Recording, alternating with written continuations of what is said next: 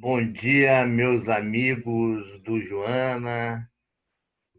Bom dia, pessoal do bem da internet. Um excelente sábado a todos.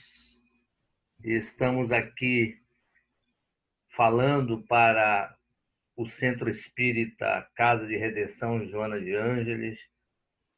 E aproveito aí para agradecer o convite da casa. Um grande abraço aos meus amigos Luciano e Verônica Menezes, a minha amiga Edilene Simplício, que me fez o convite, esse convite que eu estou muito honrado para falar sobre o Evangelho e para falar sobre o tema Bem-aventurados os que são misericordiosos. Esse é o tema do dia de hoje, no Evangelho do Centro Espírita Casa de Redenção Joana de Ângeles, em Salvador, em Patamares, aqui na Bahia. Vamos fazer uma oração inicial para começarmos os trabalhos. Amigo e mestre Jesus, companheiro inseparável de todas as horas, que a tua paz, o teu amor e a tua luz continue sendo sempre o farol a iluminar as nossas vidas. Que assim seja. Então, eu vim falar hoje sobre bem-aventurados os que são misericordiosos. Nesse trecho do Evangelho, que Jesus pontua a importância do perdão, né? A importância de ser misericordioso, de sermos indulgentes com as falhas alheias. É extremamente importante termos essa consciência de como o Evangelho nos traz dicas tão preciosas há tanto tempo atrás, né? E que até hoje nós, embora já saibamos a resposta de cor, ainda precisamos aprender, né? Ainda precisamos exercitá-la. E estamos aqui para isso, né? Para nos lembrarmos e para tentarmos perceber que tipo de atitude precisamos ter, que tipo de atitude precisamos buscar uma mudança para fazermos coisas diferentes, né? Nós já estamos ouvindo essa teoria há muitos anos, para falar mais precisamente, há 2000 anos, né? E precisamos colocar isso na prática, né? A lição nós já sabemos de cor, só nos resta é aprender, né? Então, é necessário nós buscarmos isso, e o que o trecho do Evangelho nos traz é a importância de sermos misericordiosos, né? Ou seja, de estarmos preparados para olhar para o outro e olhar para o outro com amorosidade, com respeito, com alteridade, com empatia, buscando se colocar sempre no lugar dele, né? Porque se nós olhássemos o outro com um olhar espiritual, um olhar de um irmão espiritual, porque Jesus nos diz que todos nós somos irmãos, né? Ele faz essa comparação da humanidade ser uma grande família, uma família universal. Todos nós somos irmãos. Ele nos chamava de irmãos, né? Todos nós temos o mesmo Pai, um Pai espiritual, um Pai divino. Então, para que a gente possa ter com outro um olhar mais amoroso, né? Mais caridoso, e um fazer também, né? Ter uma atitude mais caridosa com o próximo, né? Isso tem, é claro que isso tem um valor moral muito alto, mas o Espiritismo ele também nos traz questões bem práticas em relação aos ensinamentos do Mestre Jesus, né? O Espiritismo tem essa vantagem, enfim, essa característica e nos mostrar coisas também bem objetivos, né? Coisas bem objetivas sobre nossas ações, né? Sobre como algumas ações que poderíamos fazer, né? E não fazemos, pode ter um significado importante para o nosso futuro, né? Eu costumo dizer que nós estamos aqui numa grande missão, né? Todos nós temos uma grande missão. Nós não caímos aqui no planetinha azul do nada, né? Nós não escorregamos numa casca de banana no plano espiritual e caímos aqui no século XX, século XXI, né? Ou seja, as coisas não acontecem por acaso, muito menos uma reencarnação, né? A reencarnação, ela é um projeto de vida. Nós fizemos o projeto de vida antes de reencarnarmos. Nós olhamos para as qualidades que gostaríamos de trabalhar nessa vida, as imperfeições que gostaríamos de corrigir, as coisas novas que gostaríamos de aprender. Então, nós fizemos assim uma espécie de um planejamento reencarnatório, claro, com a ajuda de espíritos mais evoluídos, né, de espíritos benfeitores, uma espécie de coaches, né, espíritos que puderam nos ajudar para que possamos ter êxito, né, nessa reencarnação. Então, nós temos um conjunto de coisas que viemos fazer aqui. Eu chamo esse conjunto de coisas de uma missão de vida, né? Então, nós temos uma missão de vida. E é uma longa jornada, né? Uma grande caminhada, né? E ao trilhar esse caminho rumo à nossa missão, nós vamos, ao trilhar esse caminho, nós vamos recolhendo algumas pedras e colocando na nossa bagagem, né? Digamos que a gente utilize uma mochila, então nós vamos pegando algumas pedras, né? E aquelas pedras, embora sejam importantes para que a gente possa aprender com elas, nós deveríamos olhar, estudá-la, percebê-la, admirá-la, tirar lições daquelas pedras, mas a gente não deveria colocar na nossa mochila. Que pedras são essas que eu estou falando? São as pedras da mágoa, do ressentimento, do rancor, do ódio. Nós temos ainda esse tipo de comportamento, né? Então, nós nos deparamos com conflitos, nós lidamos sempre com o outro, né? E no lidar com o outro, em função do atual estágio evolutivo que nós nos encontramos, vem aí uma briga, acontece aí uma briga de egos, né? E alguma coisa acontece e acaba ferindo um ou outro.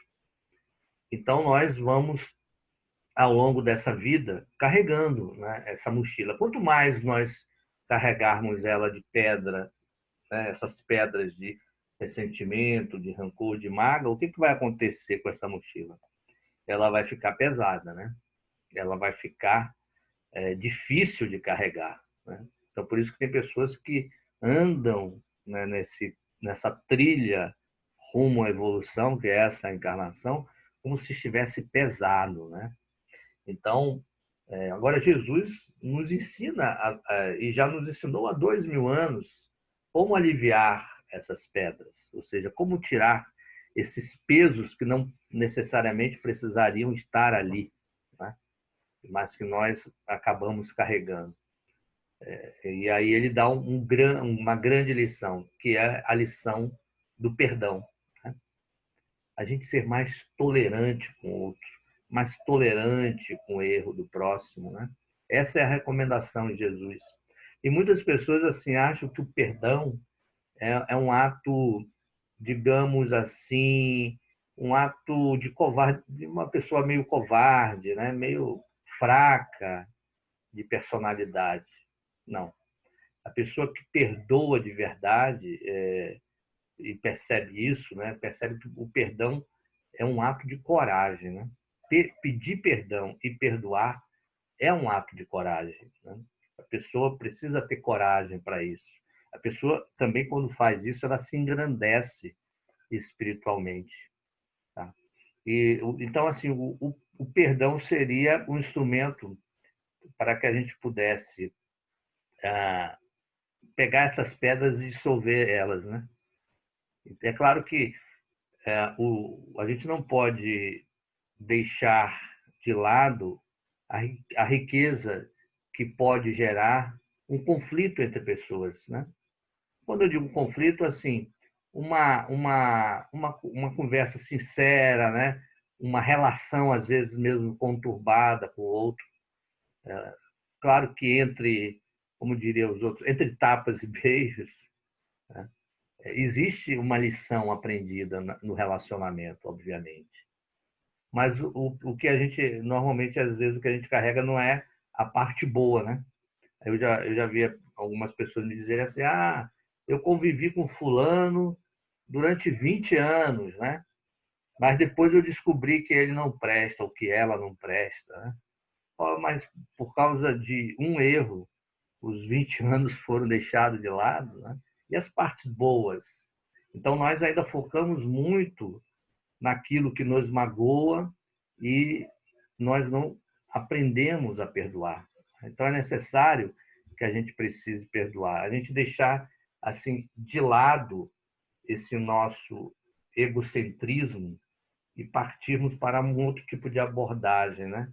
O altruísmo, né? A gente sair daquela ideia de que tudo tem que ser para mim, eu preciso de tudo, as coisas precisam me atender, e olhar para o próximo, né? Porque é esse olhar para o outro de uma maneira diferenciada, de uma maneira altruísta, que faz com que o espírito se eleve.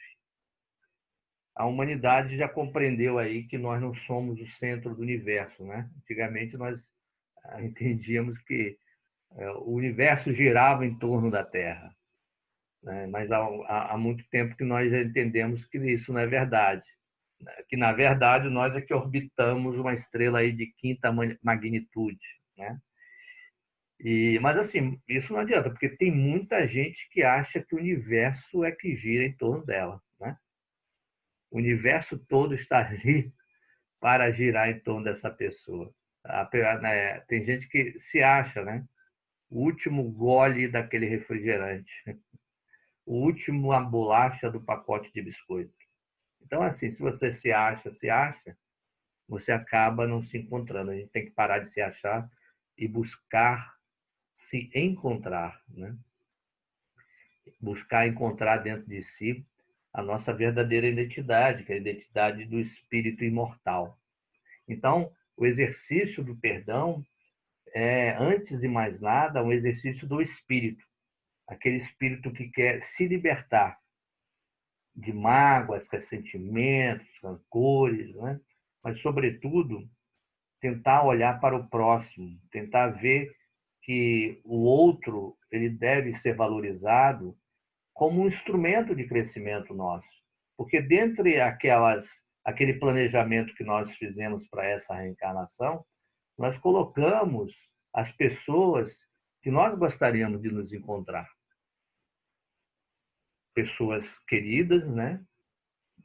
Pessoas amadas.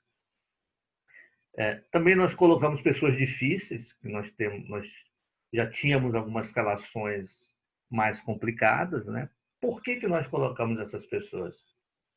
Porque se relacionar com pessoas que pensam da mesma maneira que a gente, que estão vibrando na mesma sintonia, que leem os mesmos livros, que falam as mesmas coisas, é mais fácil, né?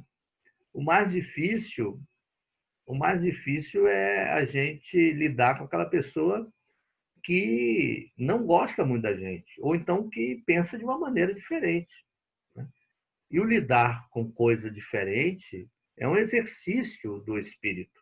Nós vamos crescendo com os diferentes, né? Então, ou seja, vocês devem estar me perguntando assim, poxa, mas eu escolho encontrar aqui pessoas antipáticas, né? Ou seja, pessoas que eu não gostaria de me encontrar. Sim, nós escolhemos isso. Mas, claro, com uma certa maturidade, sabendo que isso é uma necessidade. Não para chegar aqui nessa reencarnação e brigar, ter esse conflito de egos, tentar dizer quem é o melhor, né? Eu sou melhor do que fulano, ciclano, não é isso. Né? O objetivo é a gente resolver possíveis conflitos anteriores. Né?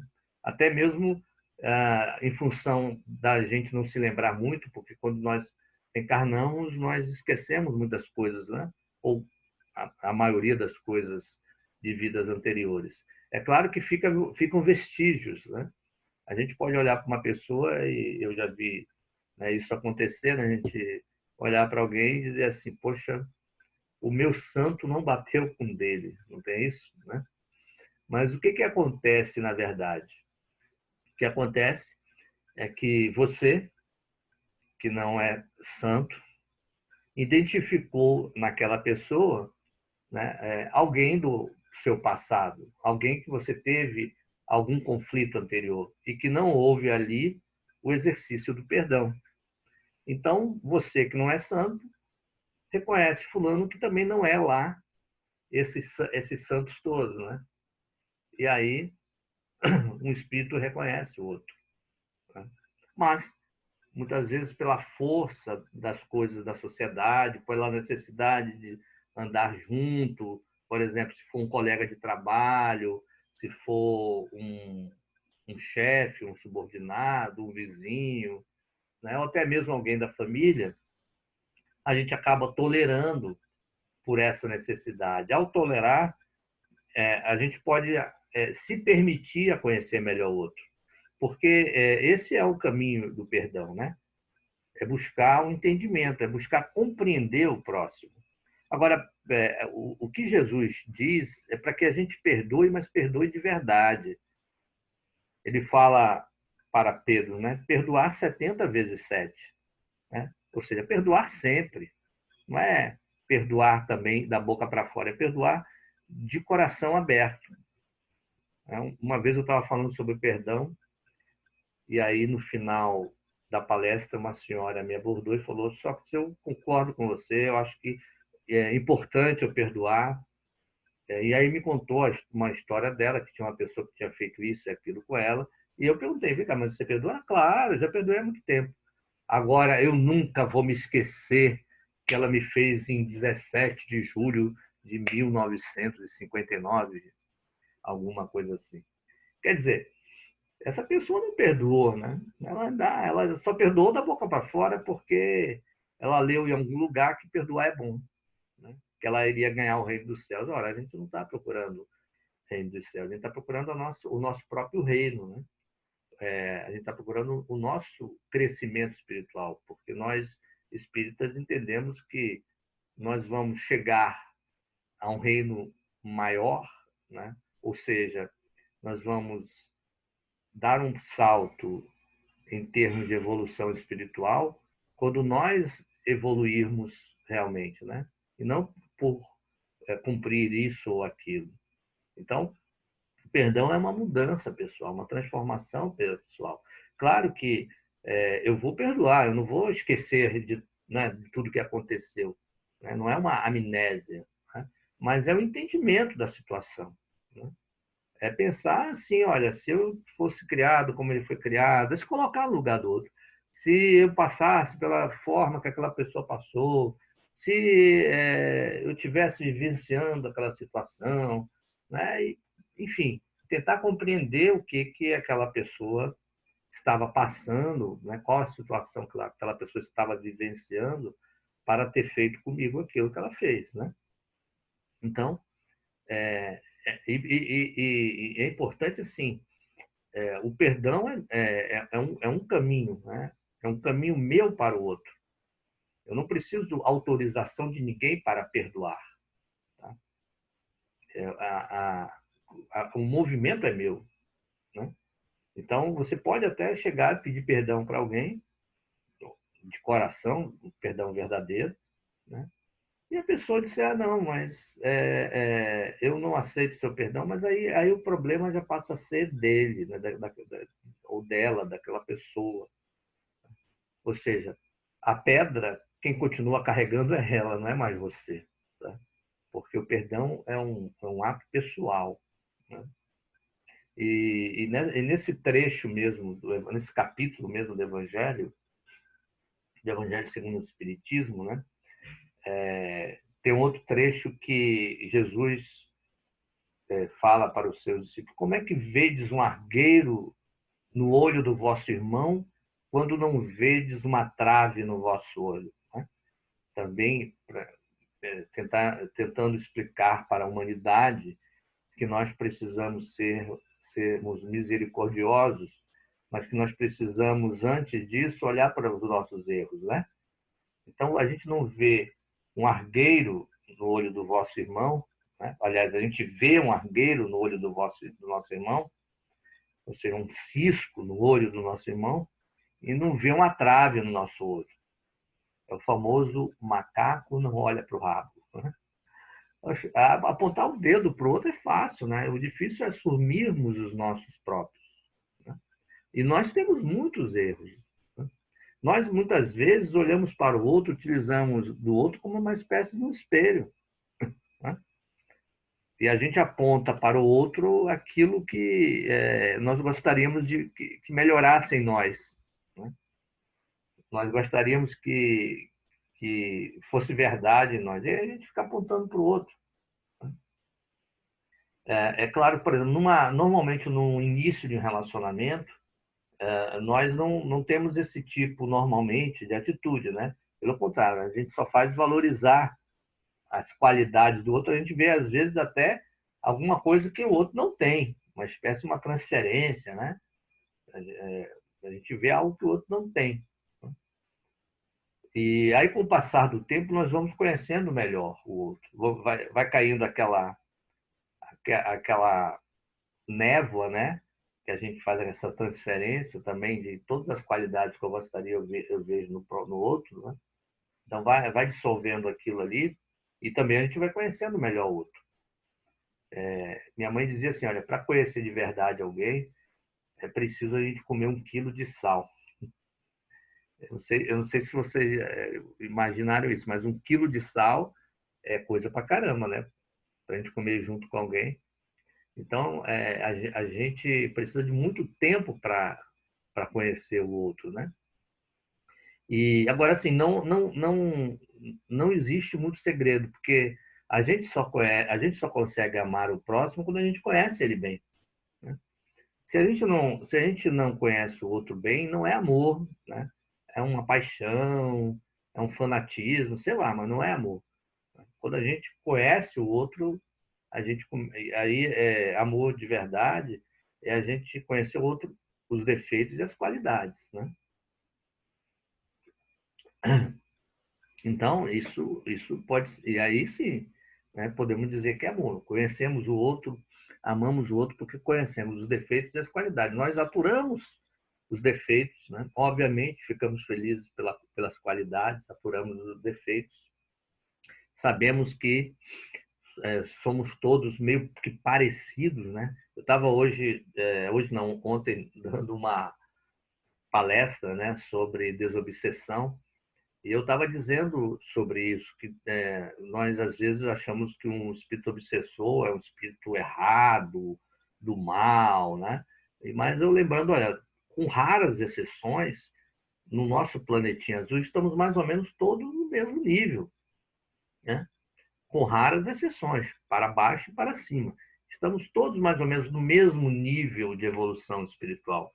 Então, se a gente condena o outro por ter feito algo, mesmo que a gente não tenha feito nessa encarnação, é possível que a gente tenha feito na anterior, né? Em alguma encarnação, aqui para trás. Né? Então, o julgar o outro, apontar o dedo para o outro, é muito fácil, né? O difícil é olharmos para dentro de nós.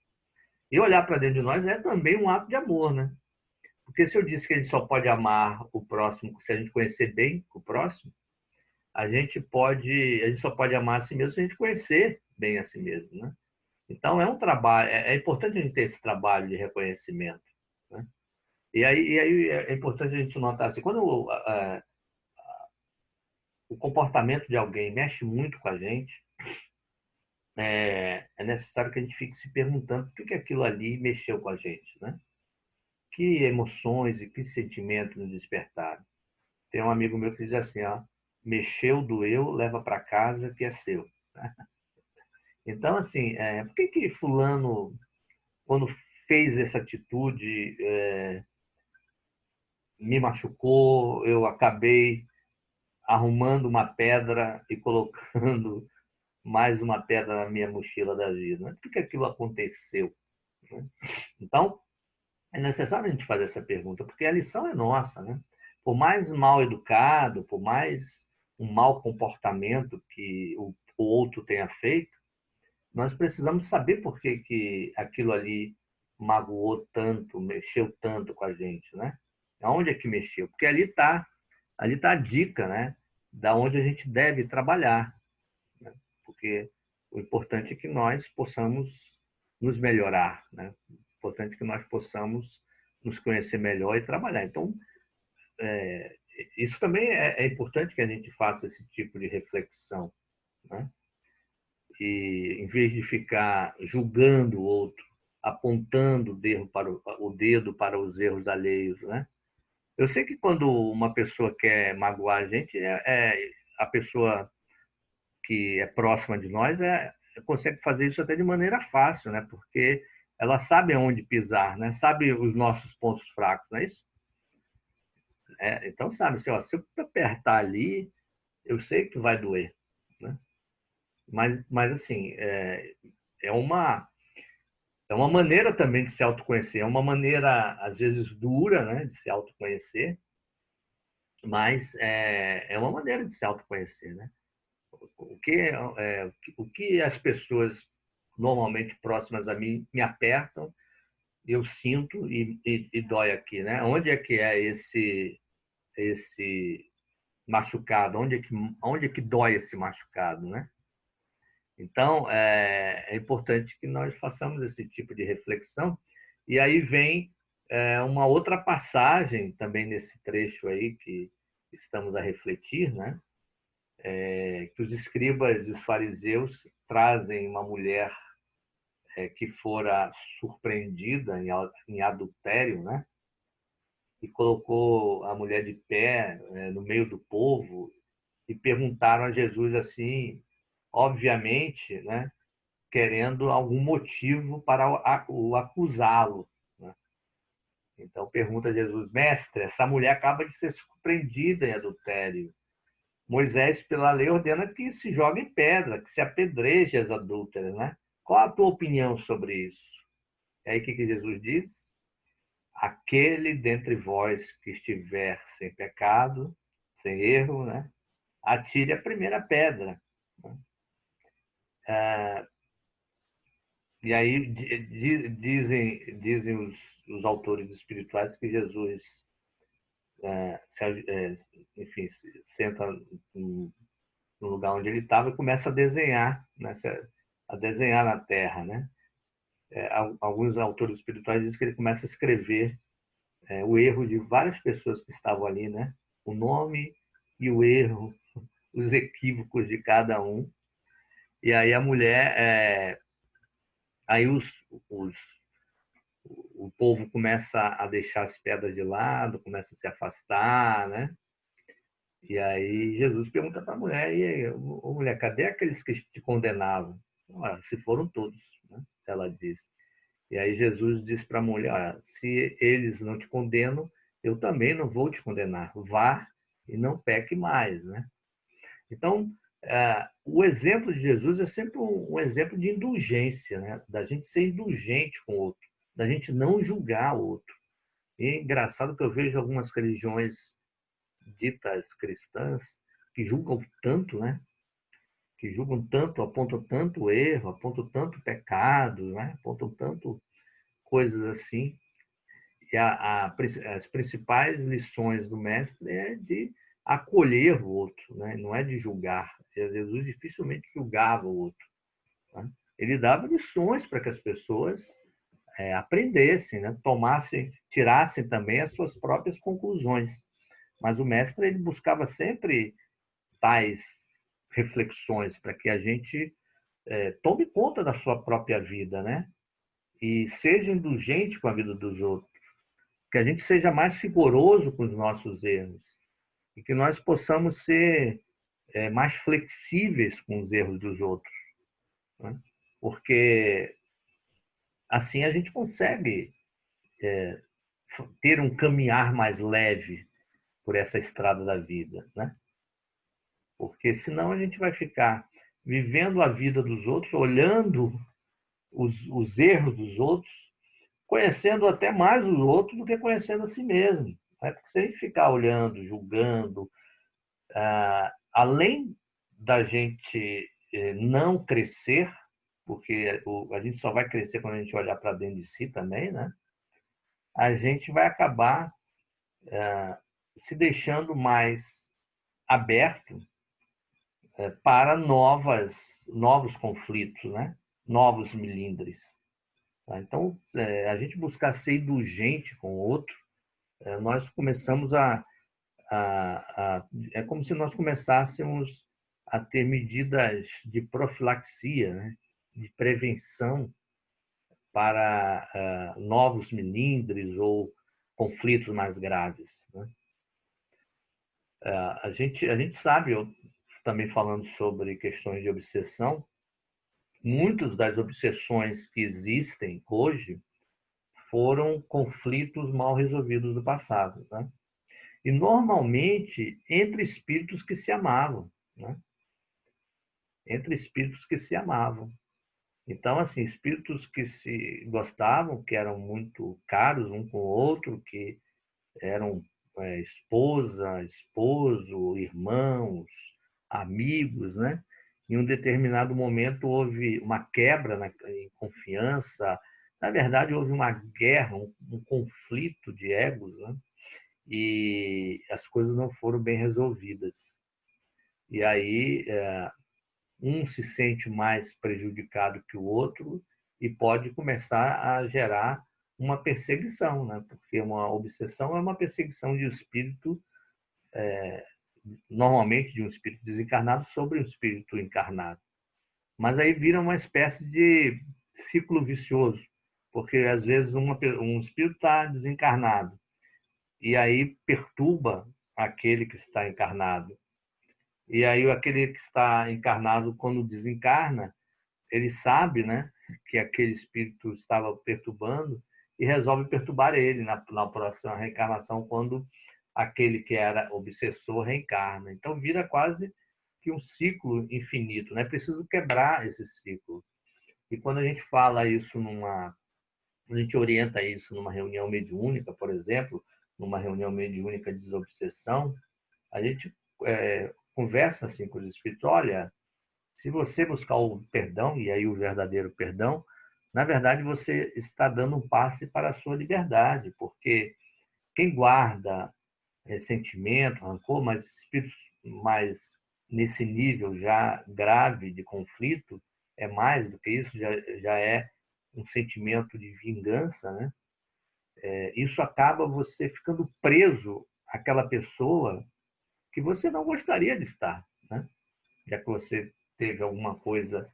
É porque muitas vezes no inconsciente do espírito, o que na verdade ele quer é estar próximo, né, daquela pessoa que ele diz odiar. Mas o perdão é um instrumento de libertação. Você se liberta daquele compromisso, né, e começa a viver a sua vida. E a gente fala isso, por exemplo, em reuniões de desobsessão. Claro que cada caso é um caso, né? Não existe uma receita pronta para orientar espíritos, sejam eles encarnados ou desencarnados, mas o fato é que a falta do perdão pode nos aprisionar a pessoas que nós não queremos estar mais próximas, né? Então, pessoal, nós devemos olhar o Evangelho não como assim um tipo de um grande mandamento. Se nós não fizermos isso, nós vamos arder no fogo do inferno, né? O Espiritismo mostra que não existe inferno, né? Também não existe o céu, não existe o paraíso, né? O que existe é vida, seja a vida material, seja a vida espiritual, o que existe é vida, né? Nós agora estamos numa vida espiritual, né? Olha, o espírito está vivendo uma experiência material, depois vamos voltar à vida espiritual, mas as coisas não vão mudar muito, né? Quem pode mudar mesmo é o espírito, né? Então o evangelho ele deve ser encarado como uma espécie de uma agenda de melhoria e transformação pessoal, né? E o espiritismo como uma maneira de olhar e entender melhor as coisas, de uma maneira mais prática. A gente consegue perceber melhor, uma espécie de um GPS, que a gente consegue se localizar melhor onde nós todos estamos, né? Então, quando nós formos mais misericordiosos com o próximo, vamos estar galgando algumas escadas dessa evolução espiritual. Tá? Então, é importante termos esse tipo de percepção, né? Nós estamos num caminhar espiritual. É importante que possamos ter, e o que eu gosto de também chamar, de uma proatividade espiritual. Vamos deixando pouco a pouco a ideia de que vem alguém nos salvar, né? A ideia de salvação, ou que a gente precisa de uma tábua de salvação, de alguma coisa para nos salvar, e vamos começando a ter a ideia de evolução espiritual. E que essa evolução espiritual depende dos nossos atos, né? Depende da coragem que nós temos de enfrentar os nossos defeitos e as nossas necessidades. As pessoas que estão aqui conosco, como eu disse no início, foram escolhidas na maioria das vezes. É claro que existem pessoas novas que nós conhecemos, né? Existem pessoas que nós vamos encontrar assim sem ter planejado, mas uma boa parte daquelas pessoas, sobretudo aquelas que nós convivemos por muito tempo, foi escolhida por nós, né? Na verdade, foi um combinado, né? Porque nós podemos escolher, mas as pessoas também têm que escolher. Então, foi um combinado de voltarmos juntos nessa encarnação. Então, precisamos saber conviver, saber se relacionar. Quando a gente fala sobre a necessidade de ser indulgente e de perdoar o próximo, nós não estamos falando assim de abaixar a cabeça e aceitar todas as questões que vêm do outro, né? A questão não é nem abaixar a cabeça e nem empinar o nariz. O importante é a gente resolver, ter as coisas bem resolvidas. Então, ser um espírito proativo é ser um espírito com a ideia assertiva, né? Então, a gente pode se relacionar bem com o outro, olhando para o outro e olhando para si mesmo, amando o próximo e amando a si mesmo, né? É um caminho de ida e vinda. Então, eu só posso perdoar o outro também se eu olhar também para as minhas questões. E eu tenho muitas questões também para perdoar a mim mesmo, né? Eu preciso ser indulgente também com os meus erros. Eu preciso também perdoar, porque a falta do auto-perdão gera culpa. A culpa é outra pedra, né? Ou às vezes são várias pedras chamado culpa que nós colocamos na mochila da vida.